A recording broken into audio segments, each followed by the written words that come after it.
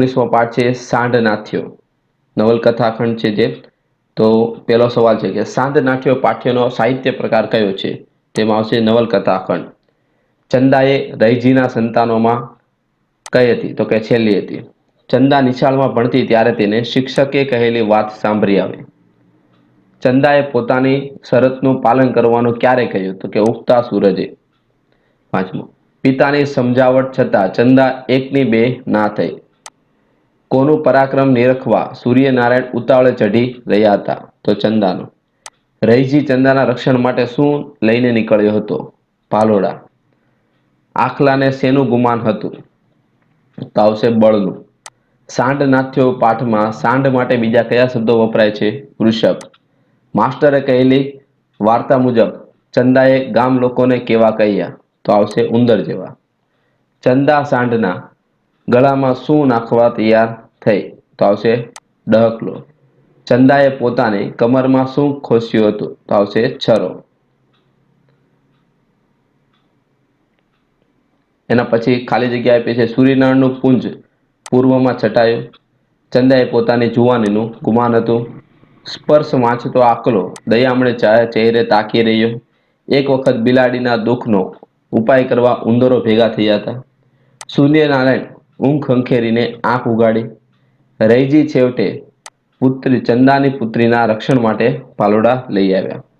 એના પછી તમને ખરા ખોટા આપેલા છે, આમાંથી જોઈને તમે તમારા આઈડિયલ પોથીમાં લખવાના છે. નેક્સ્ટ છે પ્રશ્ન નંબર 4 છે એક બે વાક્યમાં ઉત્તર. એમાં પહેલું, સાંઢનાથ્યો પાઠના લેખકનું નામ શું હતું? તો કે ઈશ્વર પેટલીકર. સાંઢનાથ્યો પાઠ શેમાંથી લેવામાં આવ્યો છે? કે જન્મટીપ નવલકથામાંથી. ચંદાના પિતાજીનું નામ જણાવો. ચંદાના પિતાજીનું નામ છે રૈજી. ચંદાના લંબાયેલા હાથ પકડવાની હામ કેમ કોઈનામાં ન હતી? તો કે ચંદાને પરણવાના કોડનાથના જુવાનિયામાં ઘણાને હતા, પણ સાંઢનાથ્યો વિચિત્ર અને માન્યમાં ન આવે એવો પ્રસંગ બની ગયો. ત્યારથી ચંદાનો લંબાયેલો હાથ પકડવાની હામ કોઈનામાં હતી. ભેગા થયેલા ગામ લોકોએ સાંઢથી બચાવવાનો કયો ઉપાય બતાવ્યો? તો ભેગા થયેલા ગામ લોકોએ સાંઢથી બચાવવાનો સાંઢના પંગે ડહકલો નાખવાનો ઉપાય બતાવ્યો. ચંદાએ સાંઢ નાથવા માટે કઈ શરત રાખી? ગામના લોકો મૂછો મુંડાવે એ શરત ચંદા સાંઢને નાથવાનું કામ કરવા તૈયાર થઈ. રૈજી કેમ નિરાશ થયો? તો કે ચંદા સાંઢને નાથવા જવાની છે એ જાણીને રૈજી ચંદાને ઘણી સમજાવી, પણ ચંદા એકની બે ન થઈ. ચંદાને ન તો પિતા સાથે દલીલ કરી, ન તો પોતાનો વિચાર ફેરવ્યો. આથી લોકોના ટોળામાં ગણગણાટ કેમ શરૂ થયો? ચંદાએ આખલાથી એક રાસવા છીટું રહીને પોતાના ત્વરિત પગલાં થંભાવી દીધા. આ જોઈને ગામના લોકો એમ લાગ્યું કે તે ડરી ગઈ અને ગણગણાટ શરૂ થયો. ચંદા અને આખલા પર રૈજીની નજર કેવી રીતે મંડાઈ હતી? ચંદા અને રૈજી બંને નજર આખલા ઉપર જેમ અર્જુન લક્ષ્ય પક્ષીનું માથું જ દેખતો હતો, તેમ તેની નજર ચંદા અને રૈજીની નજર આખલા ઉપર તરફ મંડાઈ ગઈ. પગના બંધન અનુભવ્યા પછી વૃષભરાજ કયા ઉધામાં મારી બેઠો?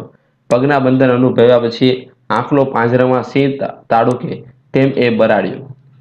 ઉધામાં મારીને મારવા બેઠો, પણ દોડવાનો પ્રયત્ન કર્યો, પણ પગના સામસામામાં ખેંચ્યા એટલે તે જોરથી બરાડી ઉઠ્યો. ચંદાની દ્રષ્ટિએ વિજયી હાસ્ય જોઈ વૃષભરાજ શા માટે નીચું જોઈ રહ્યા? ચંદાની દ્રષ્ટિએ વિજય હાસ્ય જોઈ વીર આખલો ચંદાને નિરખવામાં ચંદાથી છેતરાયેલો વૃષભરાજ શરમનો માર્યો નીચું જોઈ રહ્યો. લોકોની નજીક આવી ચંદાએ સત્તાવાહી સ્વરે કયો હુકમ કર્યો? લોકોની નજીક આવી ચંદાએ સત્તાવાહી સ્વરે હુકમ કર્યો કે કોઈએ એને મારવાનો નથી એવો સૌને હુકમ કર્યો. રૈજીએ ચારે બાજુ ઉભેલા પુરુષ સમુદાય તરફ નજર કરતા શું જોયું? તો રૈજીએ ચારે બાજુ ઉભેલા પુરુષ સમુદાય તરફ નજર કરતા કહ્યું કે આ નજરે જોયું એ ખોટું. આટલા પુરુષોમાંથી કોઈની હિંમત ન ચાલે. ચંદાના કયા કટાક્ષી લોકોને શરમમાં ના કારણે મરી જવાનું મન થયું? તો કે ચંદાના આ કટાક્ષી લોકોને મરી જવાનું મન થાય કે હું તો અહીં કોઈને પુરુષ દેખતી નથી. ચંદાના પરાક્રમની વાતની તેની નાતમાં શી અસર થઈ? તો કે ચંદાના પરાક્રમની વાત તેની નાતમાં રામાયણ મહાભારતની કથા બની ગઈ. ચલો નેક્સ્ટ હવે તમને આપેલી છે વાક્ય કોણ બોલે છે અને કોને કહે છે તે. તો એમાં ત્યારે તો બકરી બની ગઈ. તો ભેગા થયેલા લોકોમાંથી કોઈ એક માણસ બોલે છે, બીજા માણસોને કહે છે. પણ ડહકલો નાખવા કોણ જશે? બોલ્યા વિના સાંભળતા એક વ્યક્તિએ ગામના બીજા લોકોને કહ્યું, બેટા પુરુષથી ન થાય તે કામ આજે તે કર્યું. આ વાક્ય રૈજી બોલે છે અને ચંદાને કહે છે, તમે પુરુષ દેખતા હો તો હું તો કોઈને પુરુષ દેખતી નથી. ચંદા બોલે છે તેના પિતા રૈજીને કહે છે. પછી સમાનાર્થી શબ્દ અહીંયા આપેલા છે, આમાંથી જોઈને તમે સોલ્યુશન લખી શકો છો. નેક્સ્ટ એના પછી વિરોધાર્થી શબ્દ પણ તમને આપેલા છે, તે પણ તમે જોઈને લખી શકો છો. સાચી જોડણી છે શબ્દકોશને આપણે ક્રમમાં લખવાના છે. નેક્સ્ટ તમને આપેલું છે દ્વિરૂક્ત અને રવાના કરી શબ્દો શોધીને લખવાના છે. એના પછીનો પ્રશ્ન છે રૂઢિપ્રયોગનો અર્થ. જીવ લઈને નાસવું એટલે કે જીવ બચાવવા ઘણી ઉતાવળે દોડવું. શું કે ચા ન થવું, કંઈ પણ ન બોલવું.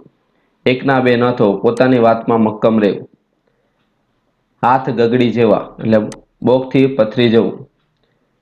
ગજુ ન હોવું, શક્તિ બહારની વાત હોવી. જીવ પડી કે બાંધવો, ભારે ચિંતા થવી. હામ ભીડવી, હિંમત કરવી. રસ્તો કાઢવો એટલે ઉપાય શોધવો. જીવથી જવું એટલે મૃત્યુ પામવું. આંખમાં આંખ પરોવી એટલે એકી ટસે કોઈની સામે જોઈ રહેવું.